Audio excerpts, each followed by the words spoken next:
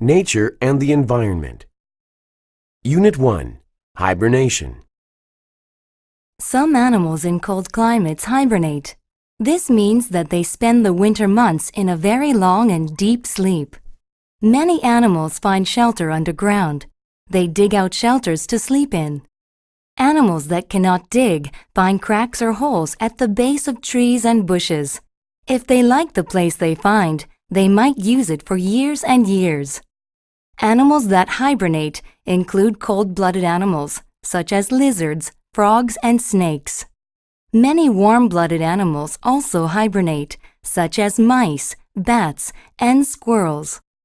When these animals are hibernating, they seem like they are not alive at all. Warm-blooded animals seem colder to the touch, however, their blood is still very warm. Hibernating animals have a very slow heartbeat. They almost stop breathing. Extra blood sugar and fat in their bodies keep them alive. They eat lots of food just before they hibernate. Winters that do not stay cold are dangerous for hibernating animals. They can sometimes wake up in their shelters when it gets a little warm. Then they use energy by moving around. During winter, there is very little food. These animals can get very thin and weak. If they move around too much and do not eat, they can die. Animals hibernate to escape the cold. There are also animals in hot climates that escape the heat. During very hot or dry weather, they sleep underground. This is called aestivation. Unit 2. Falling leaves. Autumn or fall is the season between summer and winter. The days become shorter and the air gets cooler. Trees sense these changes, so they start preparing for colder weather. Trees that have leaves block water and food from coming through the branches to the leaves. When this happens, the leaves die. They fall off the tree or the wind blows them away. This is why autumn is usually called fall in America. As the leaves start to die, they appear to change from green to red, yellow, orange, or brown. Actually, the leaves are really these colors all year long. They look green because of a chemical called chlorophyll. Chlorophyll works with the sun to help the trees make food.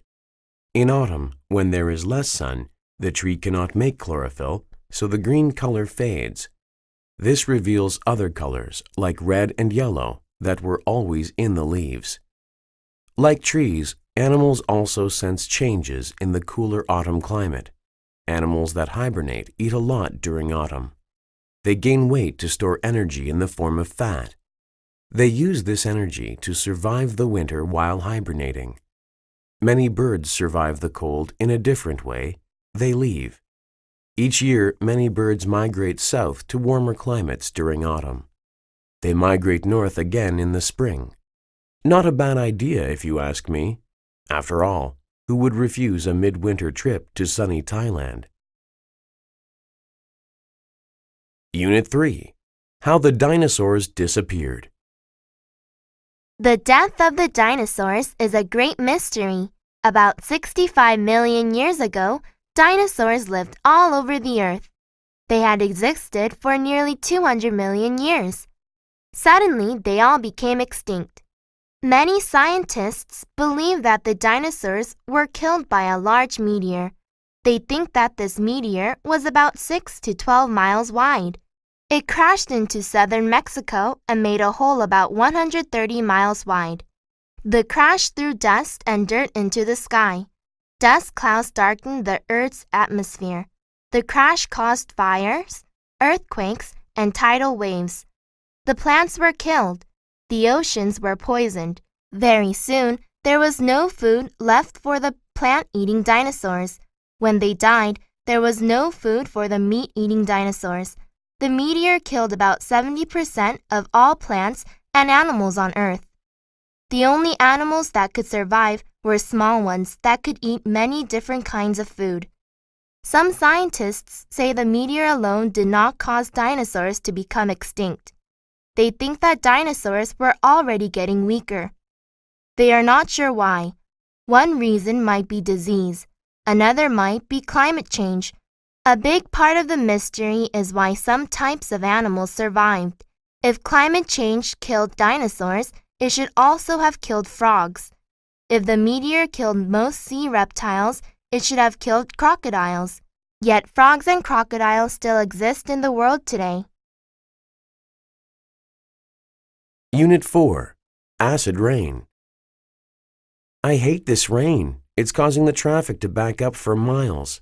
Well, I hate this traffic because it's helping turn this rain into acid rain.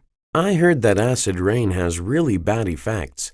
Doesn't it cause cancer and brain damage, and even Alzheimer's disease? It definitely can, but the major thing it does is cause breathing problems. The acid in the rain comes from smoke and gases that are given off by cars and factories. It's like riding your bike behind a bus that's showering you with its exhaust fumes. Oh, I was reading something about that the other day. It said there's too much sulfur in the air and that it's killing thousands of people every year. Yes, sulfur is the major element in factory and car exhaust. It combines with oxygen and nitrogen in the air to become the acid in acid rain. This stuff doesn't just kill us, you know. It also kills trees and lakes and animals. The acid soaks into the plants and animals so that anyone who eats the plants and animals is also eating the acid. This sounds terrible. What can people do to stop acid rain? One simple thing they could do is to use less energy. Another way to stop acid rain is to drive less, or at least carpool. Imagine if every car on this road had 4 people in it right now. There would be fewer cars and a lot less acid rain. Unit 5. The weather forecast. Part 1. And now, over to Barry with our weather forecast for this weekend. How's it looking for this weekend, Barry? Speaking for myself, I know I'm looking forward to clear skies. The past 2 weeks have been even rainier than usual for Seattle. Well, Sue, residents of Seattle will be happy to hear that this rainy spell we've been having is finally coming to an end. Although we've seen occasional showers today, by tonight things should dry out and Friday morning should be clear and sunny. This fine weather should continue until the end of the weekend, with temperatures ranging from 55 to 75 degrees. So everyone can put away those umbrellas. Back to you, Sue. Thank you, Barry. On behalf of the Thursday 6 o'clock news team, we wish you a pleasant evening. Part 2. Did you hear the weather report, Jenny? It looks like it'll be a clear weekend after all, so we won't have to cancel our trip to the lake. That's almost unbelievable. I'm really looking forward to getting out of the city and camping under the stars. But we'd better get our stuff ready tonight, Paul, if we're planning to leave tomorrow right after work. Yes, we'll need our tent, sleeping bags, camping stove, and a cooler for the drinks. What about food? Let's stop at a store and pick up some groceries on the way out. Sounds good. Well, we'd better get packing if we want to be ready to go by 5 p.m. tomorrow.